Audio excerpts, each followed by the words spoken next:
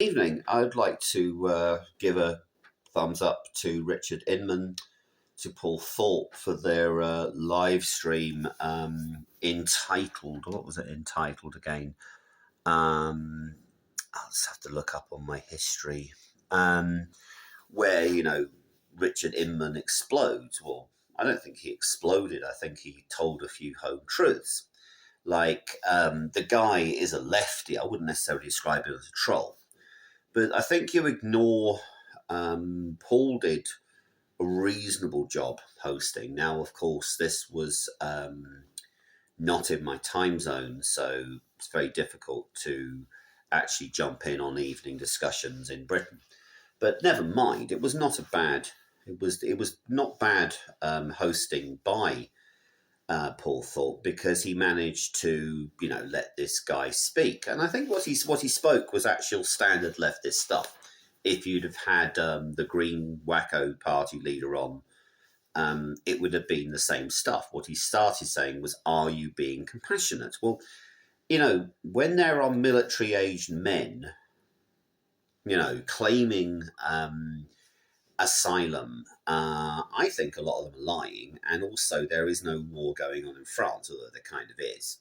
And I think it is not our problem if they have come all the way from North Africa or wherever they have come. Yeah, we do not tolerate people breaking the law to get into our country, and thank God for the fact that we have the English Channel, so that's dealt with.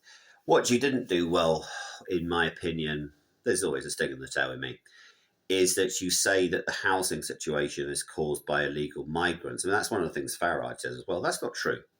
It's not true. The situation was basically caused by the demon Tony Blair. Tony Blair was a demon. He was probably our worst ever prime minister.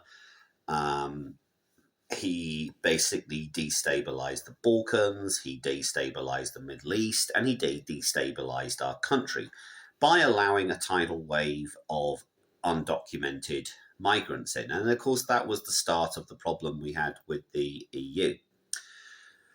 What you fail to tell anybody, and I think this is not mentioned enough, is the pair of you and Richard Inman, are baby boomers, and essentially the Major Blair regime, because there wasn't a lot between them, Major and then Blair, by two decisions, allowed the boomers to essentially monopolise the housing market. That's the problem we're dealing with today. So a lot of the problem, and I think, again, some of the people this young Bob, he's nowhere near as good as you two. And I think you should tell that kid to basically go do some studies. The problem we've got now is that those people coming over on the boats are the children we never had as a country. That's a fact. Our birth rate has been too low for too long.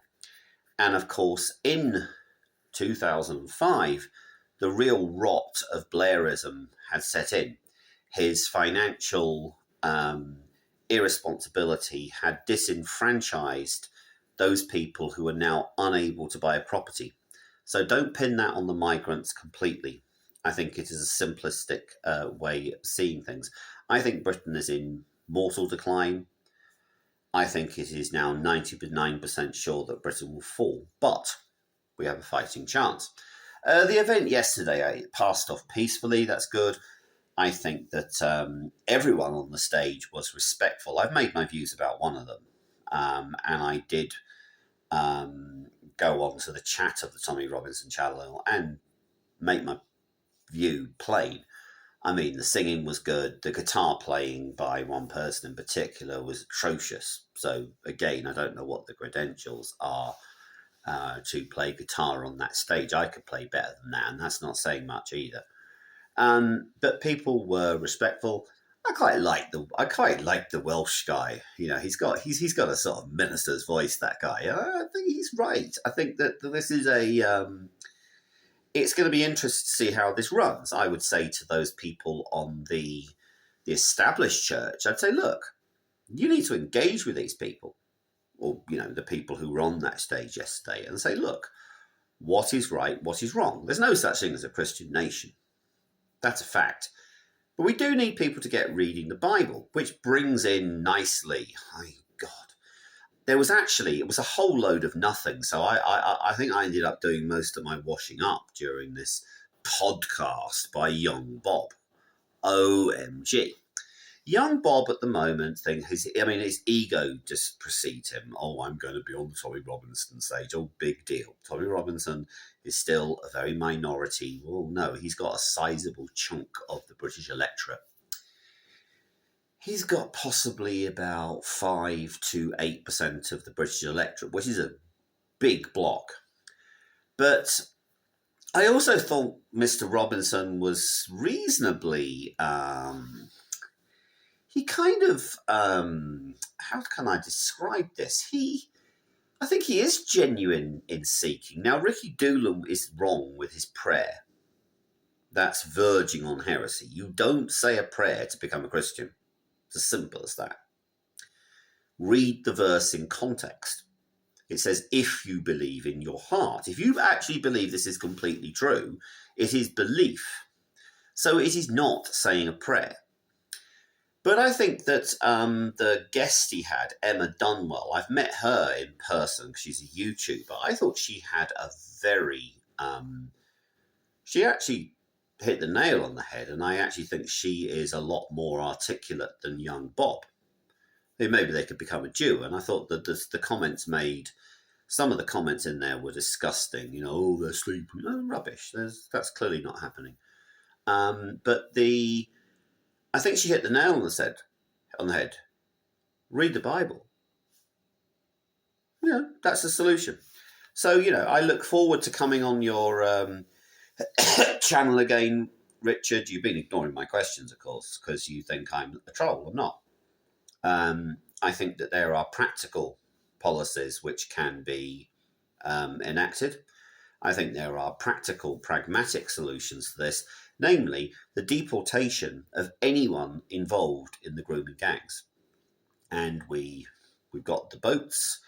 I'm sure the Trump administration would help. Now, Paul can be rather emotional, and I said on his that we need some form of economic disobedience. I think that is another thing. With a block of about 6 million, we can start doing some good.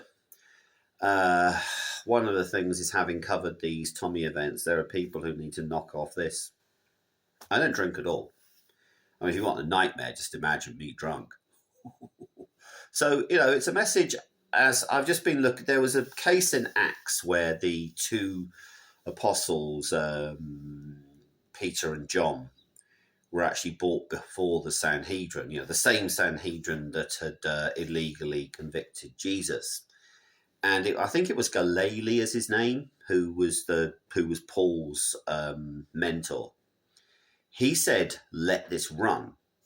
So yes, I think with the sort of the event that was there yesterday, the event needs to now run. There needs to be dialogue. So I would look forward to joining your discussions on these things. There's no such thing as a Christian nation. I mean, if there was, I would be all for this. We were never told to build nations. We were never told to do that. Acts chapter 1 is pretty clear. Let me summarize what Acts chapter 1 is saying. I don't need to read it. I'm not even going to read it. Well, actually, I do need to read it because the first bit's quite important. In fact, it's very, very important. The Acts chapter 1, it's the only book where Jesus appears in other than the 4 Gospels. And he appears for a reason. Because Acts of the Apostles, you can read the whole book, by the way, Richard. I'll save your time. There's no mention of Christian nation. There is no mention of people saying we need Christian laws, we need this, that, and the other. I mean, if they did, they wouldn't have known what they were talking about. There was no such thing in that place. Now, the Bobites say, oh, well, but it doesn't say not to. That's another ridiculous thing. So Jesus taken up into heaven. They gathered around him, verse 6. They then gathered around him and asked him, Lord, are you at this time going to restore the kingdom to Israel? Jesus said back, It is not for you to know the date or the time the Father has set by his own authority, but you will receive power when the Holy Spirit comes on you, and you will be my witnesses in Jerusalem and in all Judea and Samaria to the ends of the earth. Then after that he left. He ascended to heaven. And by the way, that is documented in the sense that they all saw it. They weren't, they hadn't all been having hallucinations. So what this means is that they were told to go and tell the whole world about him. He left 12 men. That's what happened. So no Christian nation. Now, if we can get that one sorted by reading the Bible, we might be able to get along a bit better. This is now an offshore channel. It's an offshore channel where I actually think soon, and actually that was the other thing which Emma, what's her name, if I put her back on the screen, Emma Dunwell said. Now, I'm actually going to try and see if I can get hold of her channel, because I can't remember what her channel was. She said something very, very important. The net is closing in on the internet. They're going to start trying to regulate. And we've got the Online Safety Act, digital ID, everything goes. And so what will happen is if you run a YouTube channel they don't like, they'll close you down. This channel will not be shut down. This channel will not offend the country I'm in. I have moderated myself a little bit. I'm not completely free here, but there again, I've got a lot more free speech here. It's the purpose of this channel. So I would like to make my support, and I think that actually this young Bob was shown up by Emma Dunwell, even though you're still, it's all this sort of like the closed shop of the far right. But, again, the pair of them just need to go back to school. Very simple. Thank you for attention.